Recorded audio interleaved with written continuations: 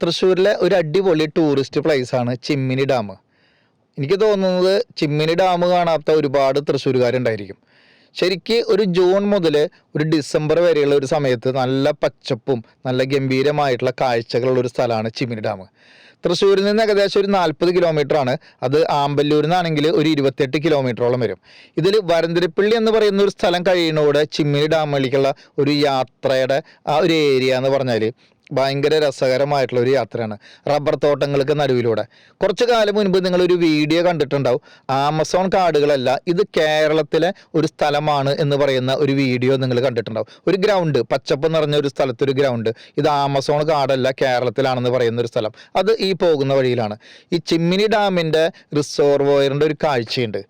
പച്ചപ്പൊക്കെ നിറയെ ഇങ്ങനെ വെള്ളം ഒരു പ്രത്യേക ഭംഗിയിൽ കെട്ടി നിൽക്കുന്ന ഒരു സ്ഥലമാണ്. ഒരു ചെറിയൊരു പൈസയുടെ ടിക്കറ്റ് എടുത്തു കഴിഞ്ഞാൽ നമുക്ക് ഡാമിൻ്റെ മുകളിലൂടെ നടന്ന് ഈ കാഴ്ചകളൊക്കെയും കാണാം. ഡാമിൻ്റെ തൊട്ട് മുൻപ് നമുക്ക് താഴേക്കൊക്കെയും ഇറങ്ങാവുന്ന സ്ഥലമുണ്ട്. അവിടെ ചെറിയൊരു കൊട്ടവഞ്ചി സംവിധാനങ്ങളൊക്കെ ഉണ്ട്. അപ്പോൾ ഒരു ഗംഭീരമായിട്ടുള്ള ഒരു യാത്രയാണ് ഈ ചിമ്മിനി ഡാമിലേക്കുള്ള യാത്ര എന്ന് പറയുന്നത്.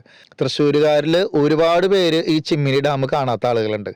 നമുക്ക് ഒരു ഉച്ചയ്ക്ക് ശേഷം പോയി കഴിഞ്ഞാൽ അന്നത്തെ ഒരു സന്ധ്യാസമയം വരെ നമുക്ക് കറങ്ങി തിരിച്ചു പോരാൻ പറ്റുന്ന ഒരു സ്ഥലമാണ് ഈ ചിമ്മിനി ഡാം എന്ന് പറയുന്നത്. ചിമ്മിനി ഡാം ശരിക്ക് നമ്മളൊരു ജൂൺ മുതൽ ഡിസംബർ മാസം വരെ നമുക്ക് ഭയങ്കര ഭംഗിയുള്ള കാഴ്ചകൾ നൽകും. അപ്പോൾ ഈ ചിമ്മിനി ഡാം കണ്ടിട്ടുള്ള ആളുകൾ ഇതിൻ്റെ അടിയിൽ ഒരു ഹായ് എന്ന് ഒരു കമൻ്റ് ഇടണം. കാണാത്ത ആളുകൾ കണ്ടിട്ടില്ല എന്നും ഒരു കമൻ്റ് ഇടുക. നിങ്ങൾക്ക് കഴിയുമെങ്കിൽ തീർച്ചയായിട്ടും നിങ്ങൾ ചിമ്മിനി ഡാം ഒന്ന് പോയിട്ട് കാണണം.